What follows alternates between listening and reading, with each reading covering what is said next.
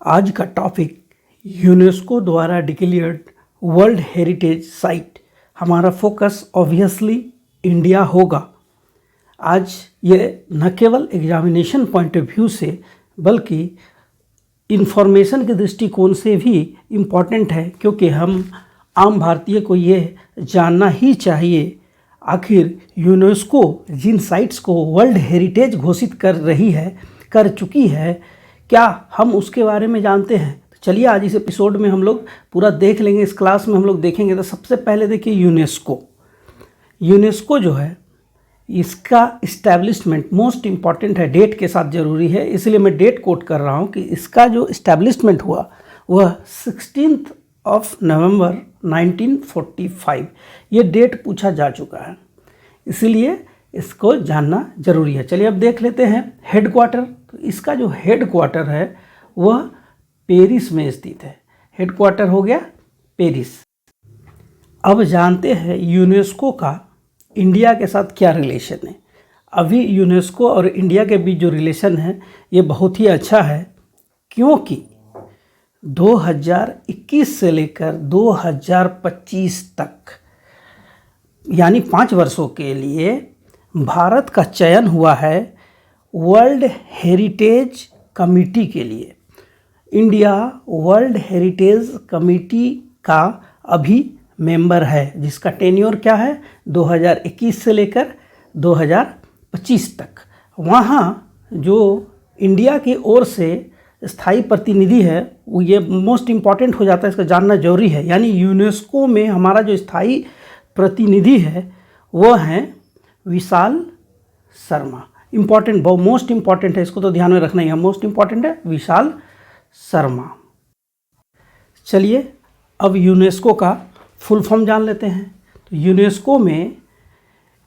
UNESCO का जो full form है वह united nation educational scientific and cultural organisation. चलिए सीधे सीधे समझे तो united nation educational scientific and cultural organisation UNESCO का फुल फॉर्म है, और यही यूनेस्को वर्ल्ड हेरिटेज साइट घोषित करती है।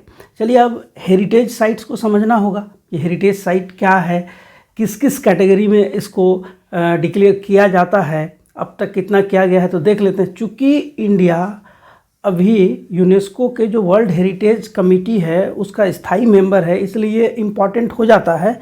लेकिन चलिए अब इसको देखते हैं हम लोग कि जो हेरिटेज साइट जो यूनेस्को डिक्लेयर करती है, हेरिटेज साइट यानी धरोहर को जो डिक्लेयर करती है, उसका कैटेगराइज कैसे होता है, वो किन किन कैटेगरी में है।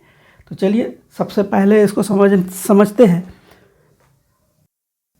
यूनेस्को द्वारा एक वर्ल्ड हेरिटेज प्रोग्राम चलाया जाता है।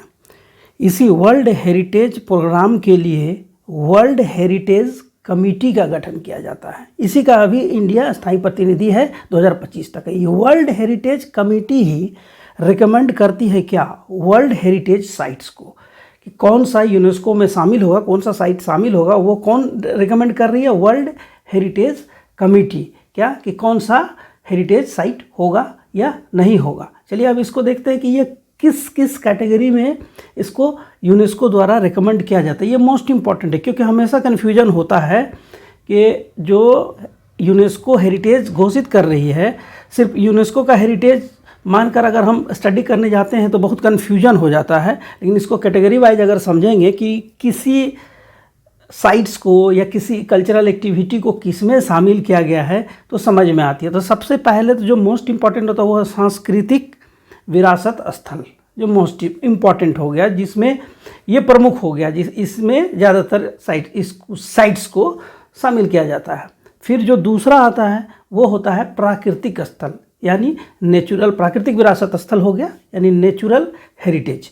फिर आता है मिश्रित मोस्टली क्या है, जो प्रकृति के दृष्टिकोण से भी इम्पॉर्टेंट है और हिस्टोरिकल दृष्टिकोण से भी इम्पॉर्टेंट है, उसको मिश्रित प्राकृतिक स्थल में रखा जाता है। फिर जो मोस्ट इम्पॉर्टेंट आता है, जिसको लेकर कन्फ्यूजन ज़्यादा होता है, वो है इंटेंजिबल कल्चरल हेरिटेज, यानी अमूर्त सांस्कृतिक विरासत। जो अमृत सांस्कृतिक विरासत है, इसी में दुर्गा पूजा को, जो कोलकाता की दुर्गा पूजा है, उसे शामिल किया गया 2021 में। चूँकि अब कैटेगरी वाइज हम लोग देखेंगे और इसको मैप में जब देखेंगे तो बहुत ही आसानी से हम लोग इसको समझ जाएंगे, हम ये आइडेंटिफाई कर पाएंगे कि किसमें कितना साइट्स है। सबसे पहले सांस्कृतिक विरासत स्थल, फिर प्राकृतिक विरासत स्थल, फिर मिश्रित विरासत स्थल और फिर इंटेंजिबल कल्चरल हेरिटेज यानी अमूर्त सांस्कृतिक विरासत स्थल। चलिए अब इसको डिटेल्स में मैप के माध्यम से देखते हैं। उससे पहले चलिए मैं ये बता दूं कि भारत में इन चारों कैटेगरी में विरासत स्थलों को शामिल किया गया है। तो सांस्कृतिक विरासत स्थल जो है ये सबसे पॉपुलर होता है और सांस्कृतिक विरासत स्थल अब तक 32 घोषित किए जा चुके हैं, जो मोस्ट इम्पॉर्टेंट है। फिर आते हैं प्राकृतिक स्थल, जो अब तक 7 घोषित किए गए हैं। मिश्रित विरासत स्थल एकमात्र घोषित किया गया है, जो है कंचनजंगा नेशनल पार्क। इसे जानना जरूरी है क्योंकि ये एक ही है। कंचनजंगा नेशनल पार्क आप समझ ही गए होंगे इसका लोकेशन कहाँ होगा। जी हाँ, यह हिमालय की वादियों में सिक्किम और इसका कुछ हिस्सा जो है वो दार्जिलिंग के पास पश्चिम बंगाल में पड़ता है। लेकिन अब देखते हैं जैसे इंटेंजिबल कल्चरल हेरिटेज जो है, इसमें झारखंड का एक मोस्ट पॉपुलर डांस शामिल है। चलिए आज जान लीजिए कि झारखंड का जो छऊ नृत्य है ये पश्चिम बंगाल और उड़ीसा में भी प्रचलित है। इसे यूनेस्को में शामिल किया गया। इसका मतलब है कि झारखंड का एक ऐसा एक्टिविटी है जिसको यूनेस्को में शामिल किया गया है, लेकिन वो किस में शामिल हुआ है? Intangible cultural heritage. इसीलिए यूनेस्को के साइट्स को जो घोषित किया जाता है उसका डिक्लेयर जानना जरूरी है। प्राकृतिक स्थल के रूप में एक एग्जाम्पल देख लीजिए काजीरंगा। उसी तरह सांस्कृतिक विरासत स्थल का जो मोस्ट इम्पॉर्टेंट एग्जाम्पल होगा वो है ताजमहल। अब चलिए, जो वर्ल्ड हेरिटेज साइट्स यूनेस्को द्वारा डिक्लेयर किया गया है इंडिया का, उसको हम लोग डिटेल्स में जानते हैं। यहाँ आप मैप के माध्यम से समझेंगे हेरिटेज साइट्स को जो यूनेस्को द्वारा डिक्लेयर किया गया है। बेसिकली यूनेस्को द्वारा सांस्कृतिक विरासत स्थल, प्राकृतिक विरासत स्थल, मिश्रित विरासत स्थल और सबसे अंत में मैं बताऊंगा इंटेंजिबल कल्चरल हेरिटेज यानी क्या हो गया? अमूर्त सांस्कृतिक विरासत स्थल को, जो अभी मैप के माध्यम से देखेंगे आप तो बिल्कुल ही स्पष्ट हो जाएगा। चलिए अब शुरू करते हैं हम लोग सबसे पहले सांस्कृतिक विरासत स्थल को। तो क्या आप जानते हैं भारत का पहला सांस्कृतिक विरासत स्थल किसे घोषित किया गया? तो यह जो घोषित किया गया यह था अजंता। कब? सबसे पहले 1983 को। लेकिन ये नहीं है कि केवल अजंता को ही 1983, उसी समय एलोरा को भी घोषित किया गया था। अजंता और एलोरा दोनों कहाँ अवस्थित हैं? महाराष्ट्र में। फिर हम लोग इसी समय देखेंगे 1983 में उत्तर प्रदेश चलते हैं। 1983 उत्तर प्रदेश, मैप में आप समझ रहे हैं और आप देख रहे हैं किसे? ताजमहल को। जी हाँ, 1983 में ताजमहल को और साथ में आगरे का जो किला है उसे भी सांस्कृतिक विरासत स्थल के रूप में यूनेस्को द्वारा चुना गया था। अब चलिए आगे बढ़ते हैं और देखते हैं 1984 हम लोग पहुंच गए हैं उड़ीसा का तट और ये है 1984 में कोणार्क सन टेम्पल, कोणार्क का सूर्य मंदिर जो है। और फिर ठीक उसके नीचे देखिए तमिलनाडु, और तमिलनाडु में 1984 में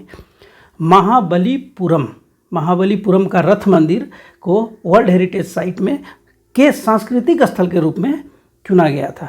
यहाँ कंफ्यूज नहीं करना है क्योंकि मैं इसको कैटेगराइज करके बता रहा हूँ और बिल्कुल ही आसानी से मैप में आप सिर्फ देखते जाए, आपको लोकेशन भी याद रहेगा और साइट्स भी याद रहेगा। यह 1984 की बात हो गई। अब हम लोग आगे बढ़ते हैं। अब देखिए 1984 तक पहुँच गए। अब देखिए प्राकृतिक विरासत स्थल। तो प्राकृतिक विरासत स्थल जो 1985 में पहली बार घोषित किया गया, तो आप देखेंगे इसमें 1985 में दो प्राकृतिक विरासत स्थल जो घोषित किया गया, ये दोनों ही आसाम के बहुत ही महत्वपूर्ण इम्पॉर्टेंट, जो हम सभी ऑलमोस्ट एवरी इंडियन और वर्ल्ड में भी सभी जानते हैं, वो है काजीरंगा जो एक सींग वाले गैंडे के लिए प्रसिद्ध है, और साथ ही मानस नेशनल पार्क। ये दोनों प्राकृतिक स्थल को चुना गया था 1985 में। 1985 में राजस्थान में एक पक्षी विहार जो नेशनल पार्क भी है, केवला देव नेशनल पार्क, इसे भी 1985 में शामिल किया गया था। 85 तक हम लोगों ने देख लिया।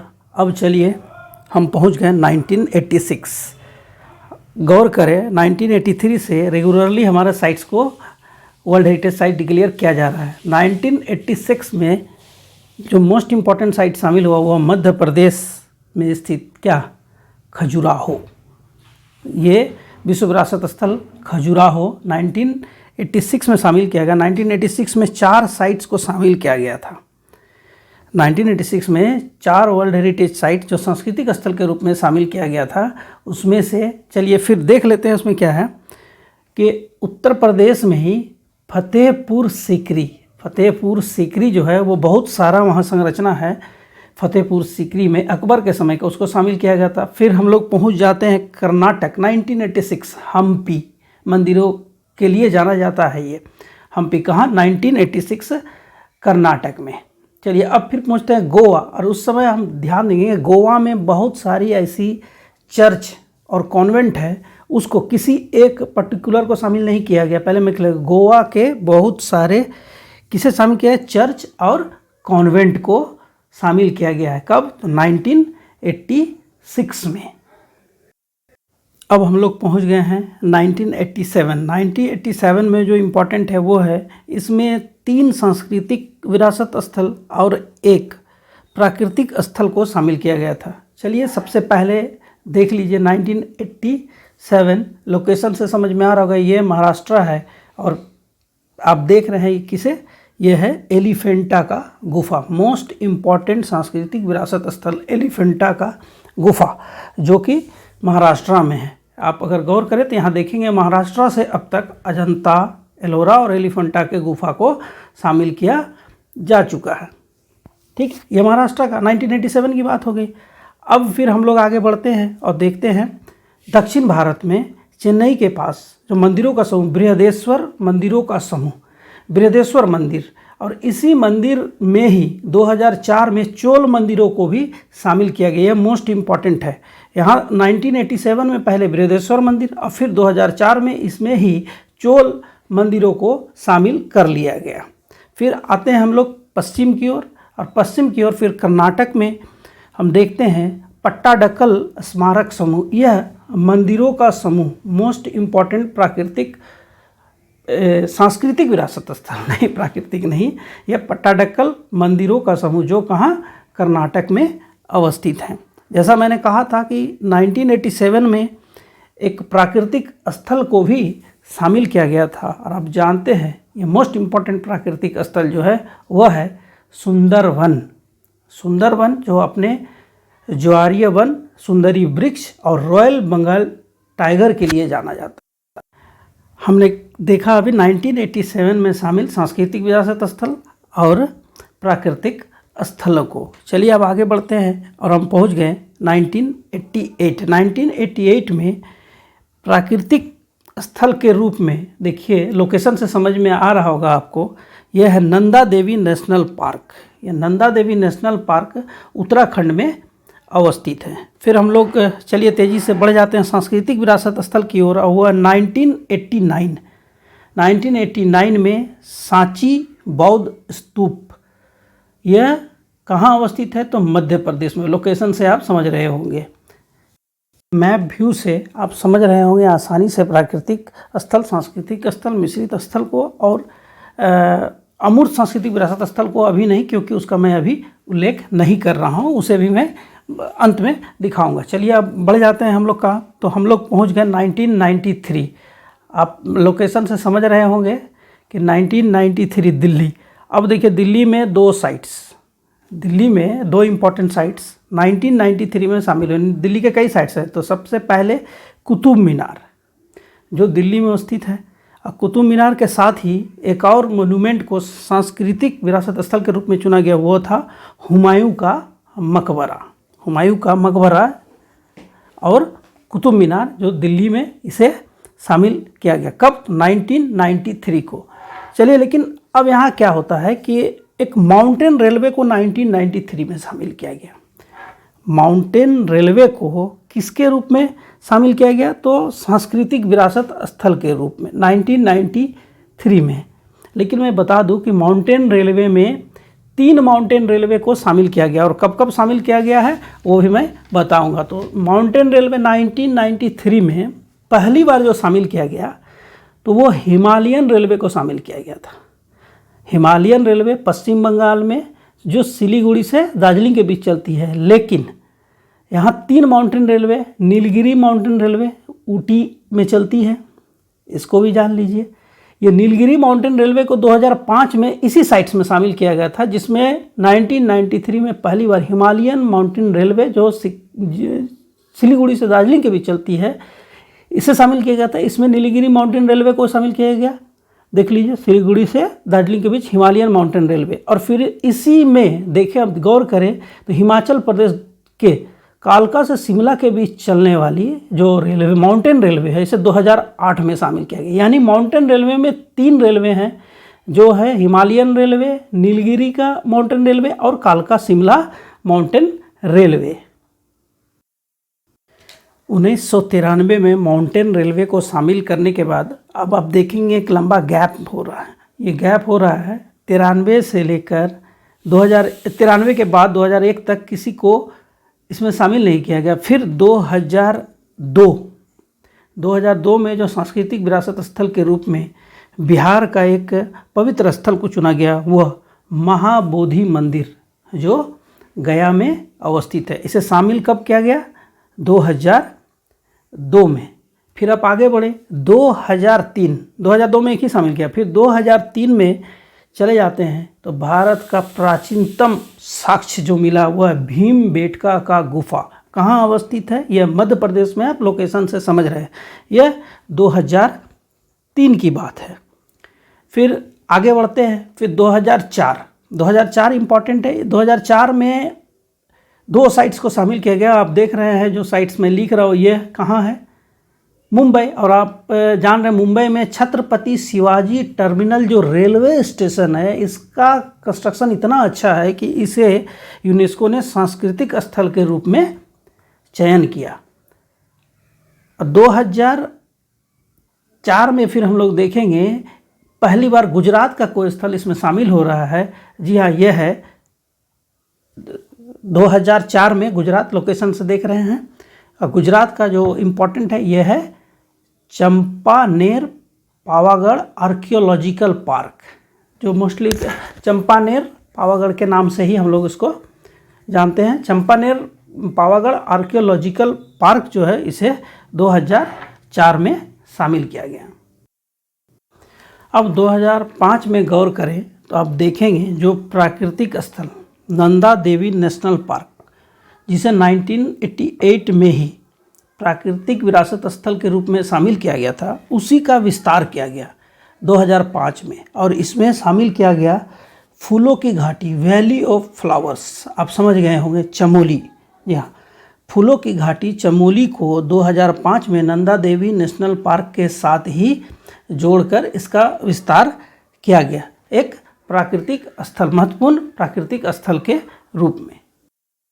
2005 के बाद अब 2006 में किसी साइट्स को शामिल नहीं किया गया।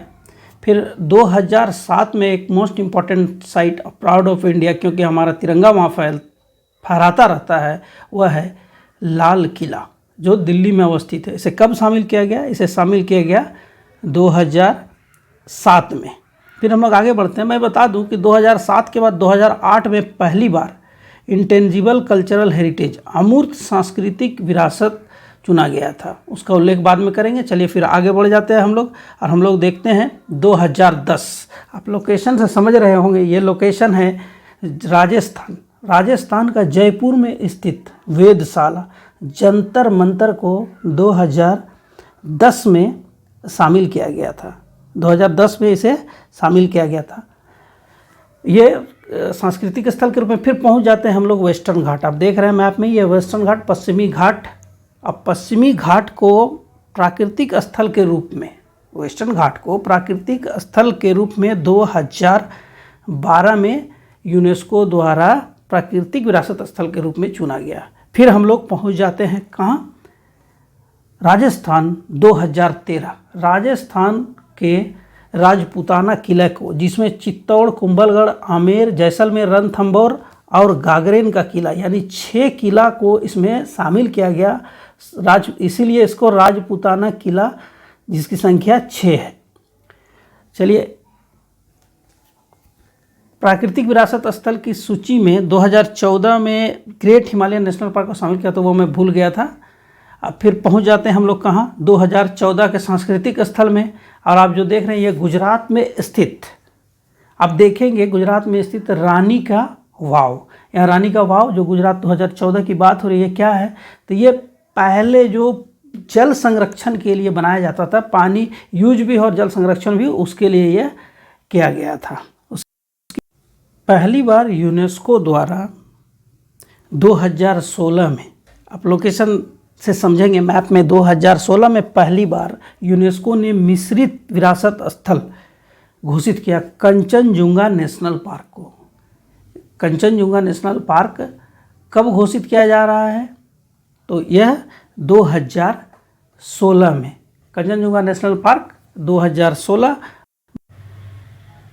कंचनजुंगा नेशनल पार्क जो मिश्रित स्थल है, ये कब, तो 2016। इसको भूलेंगे नहीं, क्योंकि ये एकमात्र मिश्रित विरासत स्थल है। अब आगे बढ़ते हैं हम लोग और देखते हैं 2016 में 2 सांस्कृतिक विरासत स्थल भी शामिल किया गया।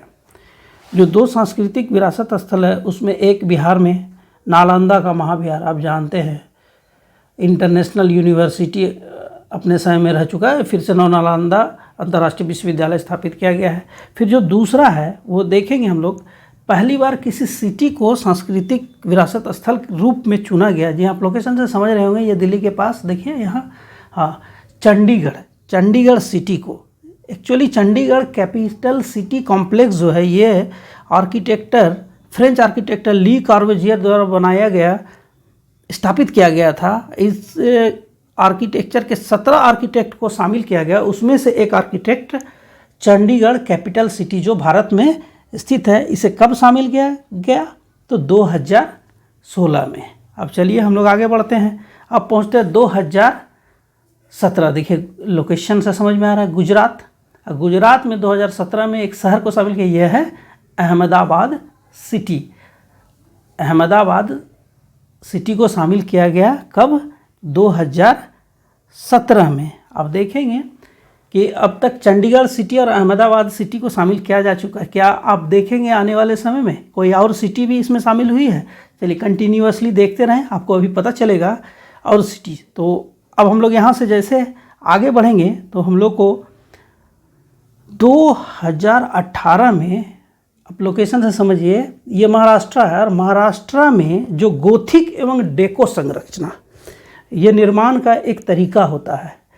गोथिक और डेको संरचना, ये कहाँ, मुंबई की, इसे 2018 में सांस्कृतिक स्थल के रूप में चुना गया।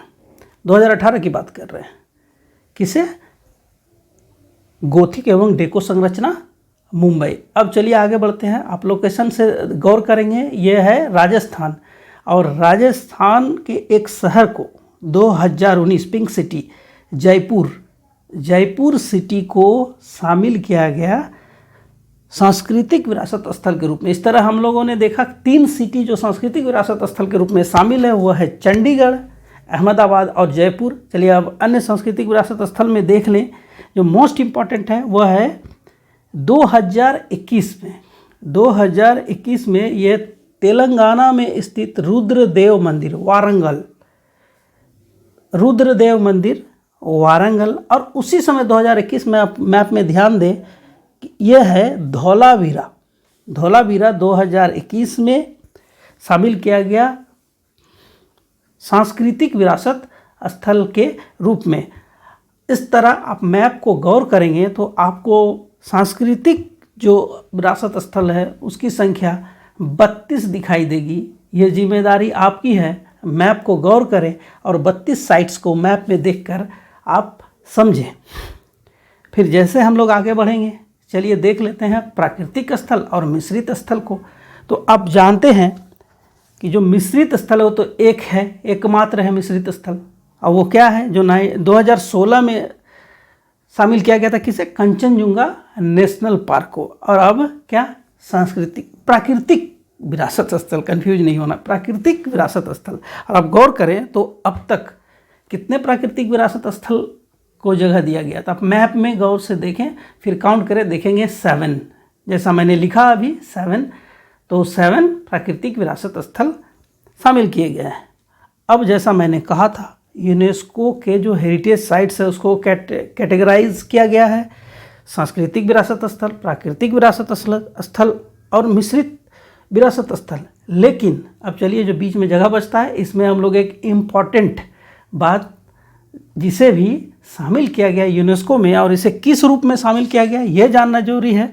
तो यह जो है, यही है इंटेंजिबल कल्चरल हेरिटेज, यानी अमूर्त सांस्कृतिक विरासत। चलिए पहले लिख लेते हैं इसको, अमूर्त सांस्कृतिक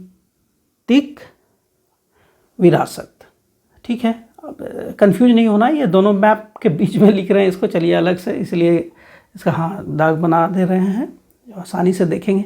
अब देखिए, जो पहला पहला एक्टिविटी इसमें क्या है, अमूर्त सांस्कृतिक विरासत में क्या है कि ज़्यादातर कल्चरल एक्टिविटी को शामिल किया। जैसे देखिए, वैदिक मंत्र, कब, 2008 में। फिर 2008 में ही आप देखेंगे रामलीला जो है उसे शामिल किया गया। और उसी से 2008 में कुटियाट्टम, ये केरल में प्रचलित संस्कृत नाटक, एक संस्कृत नाटक है जो वहाँ किया जाता है केरल में, कुटियाट्टम, ये क्या हो गया, अमूर्त सांस्कृतिक विरासत स्थल। हम पहली बार देख रहे हैं अमूर्त सांस्कृतिक विरासत स्थल, यानी इंटेंजिबल कल्चरल हेरिटेज 2008 में शामिल होना शुरू हुआ और उसमें 3 साइट्स को शामिल किया गया। फिर पहुंच जाते हैं हम लोग 2009 में। अब 2009 में नोटिस करेंगे, गढ़वाल क्षेत्र में होता है रामामन। ये रामामन क्या है, एक धार्मिक अनुष्ठान है गढ़वाल क्षेत्र का, जहाँ मुखौटा धारण कर ऐसा अनुष्ठान, धार्मिक अनुष्ठान और त्यौहार मनाया जाता है, जिसका नाम है रामामन। हम लोग पहुँच गए 2009। अब चलिए आगे बढ़ते हैं। अब 2010 में देखिए, यहाँ गौर करिए, लगातार यहाँ शामिल किया जा रहा है। तो 2010 में जो शामिल किया गया है यह है मुदियेट। ये केरल का एक नृत्य नाटक है, केरल का नृत्य नाटक। और उसी समय कालबेलिया, जो राजस्थान का लोक नृत्य है, कालबेलिया, उसको शामिल किया गया। फिर अब देखेंगे 2010 जो इम्पोर्टेंट है, उसमें हमारा झारखंड का छऊ से समझ गई है, झारखंड, पश्चिम बंगाल और उड़ीसा से संबंधित। तो 2010 में अब हम लोग पहुंच जाते हैं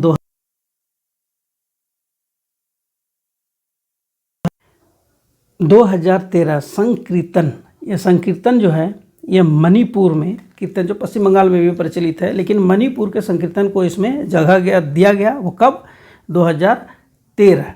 अब चलिए आगे बढ़ते हैं 2014 क्या है कि पंजाब में ठठेरों द्वारा जो पीतल और तांबे का बर्तन बनाया जाता है। देखिए 2014 में पंजाब के ठठेरों को शामिल किया गया।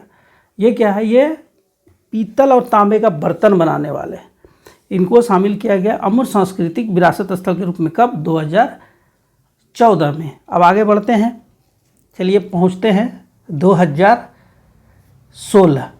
अब 2016 में पारसियों का जो नववर्ष में मनाया जाने वाला त्यौहार नवरोज, इसे भी, और फिर जो हमारी वैश्विक पहचान बनी, जिससे योगा को शामिल किया गया। कब, तो इसे शामिल किया गया 2016 में। अब आगे बढ़ते हैं, पहुंचते हैं 2017।